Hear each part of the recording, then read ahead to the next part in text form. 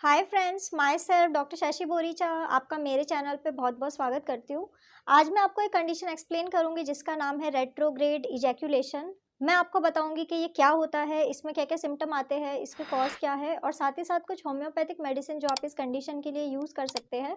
लेकिन उससे पहले आप प्लीज़ मेरे चैनल को सब्सक्राइब कर लीजिए और जो बेल आइकन है उसे प्रेस कर लीजिए ताकि आपको मेरे आने वाली वीडियोज़ का नोटिफिकेशन मिलता रहे।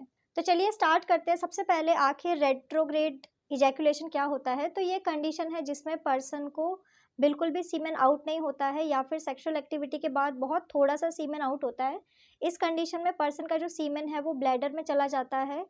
नॉर्मल केसेस में पर्सन का जो सीमेन है वो पेनिस एरिया से बाहर आता है, लेकिन रेट्रोग्रेड इजैकुलेशन में ऐसा देखा जाता है कि पर्सन का जो सीमेन है वो बाहर नहीं आने के बजाय ब्लैडर में ही गिर जाता है और वो यूरिन में मिक्स हो जाता है। इस कंडीशन को ड्राई ऑर्गेज़म भी कहते हैं और ये कंडीशन इनफर्टिलिटी को कॉज़ कर सकता है। अब मैं आपको इसका सिम्पटम बता देती हूँ कि अगर किसी मेल को ये कंडीशन हुई है तो उसमें आपको क्या-क्या सिम्पटम्स दिखाई देंगे। तो फर्स्ट इंपॉर्टेंट सिम्पटम ये है कि पर्सन को सेक्सुअल इंटरकोर्स के बाद बहुत ही थोड़ा-सा या फिर बिल्कुल भी सीमेन आउट नहीं होता। इसके अलावा पर्सन का जो यूरिन है वो क्लाउडी होने लग जाता है और पर्सन को इनफर्टिलिटी जैसी कंप्लेन हो सकती है। अगर किसी पर्सन का सीमेन आउट नहीं होगा और वो ब्लैडर में गिर जाएगा तो यूरिन में मिक्स हो सकता है जिसके वजह से पर्सन इनफर्टाइल हो सकता है। अब मैं आपको इसका कॉज़ बता देती हूँ कि आखिर क्या रीज़न है किसी पर्सन को रेट्रोग्रेड इजैकुलेशन होने का। तो इसका फर्स्ट इंपॉर्टेंट कॉज़ है कि अगर किसी पर्सन का ब्लैडर प्रॉपर्ली वर्क नहीं कर रहा है तो उनको ये कंडीशन हो सकती है।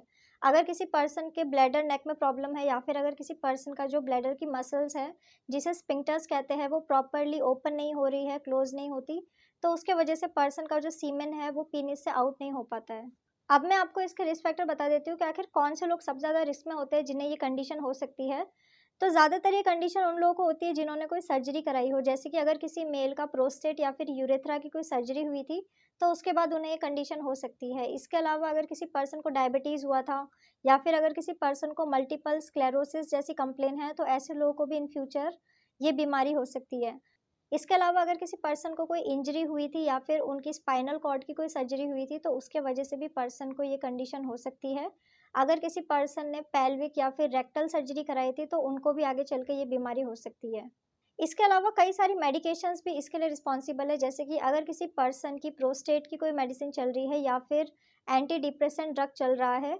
इसके अलावा अगर किसी पर्सन की हाई ब्लड प्रेशर की मेडिसिन चल रही है तो ऐसे लोगों के चांसेस काफ़ी ज़्यादा हाई होते हैं कि इनको इन फ्यूचर रेट्रोग्रेड इजैकुलेशन हो सकता है। अब मैं आपको कुछ होम्योपैथिक मेडिसिन बता देती हूँ जो आप इस कंडीशन के लिए यूज़ कर सकते हैं। तो मेडिसिन जैसे कि आप सबल सेरुलेटा 30 मेडिसिन का यूज़ कर सकते हैं, आप कोनियम मैक 30 मेडिसिन या फिर आप सेलेनियम 30 मेडिसिन का यूज़ कर सकते हैं। ये सारी की सारी मेडिसिन आपको 4-4 ड्रॉप दिन में 2 बार डायरेक्ट अपने टंग के ऊपर यूज़ करना होगा। सो फ्रेंड्स, ये था रेट्रोग्रेड इजैकुलेशन। मैंने आपको बताया कि ये क्या होता है, इसमें क्या-क्या सिम्पटम आते हैं, इसके कॉज़ क्या है और साथ ही साथ कुछ होम्योपैथिक मेडिसिन जो आप इस कंडीशन के लिए यूज़ कर सकते हैं। तो अगर आप किसी भी कंडीशन के लिए मुझसे कंसल्ट करना चाहते हैं, तो आप मुझे मेरे व्हाट्सएप नंबर पे मैसेज कर सकते हैं, मैं आपको रिप्लाई करूँगी। तो अगर आपको मेरा ये वीडियो यूज़फुल और इन्फॉर्मेटिव लगा हो तो आप प्लीज़ इसको लाइक कर दीजिए और साथ ही साथ आप मेरे चैनल को सब्सक्राइब कर लीजिए और जो बेल आइकन है उसे प्रेस कर लीजिए ताकि आपको मेरे आने वाली वीडियोज़ का नोटिफिकेशन मिलता रहे। तो आज के लिए बस इतना ही। Thank you.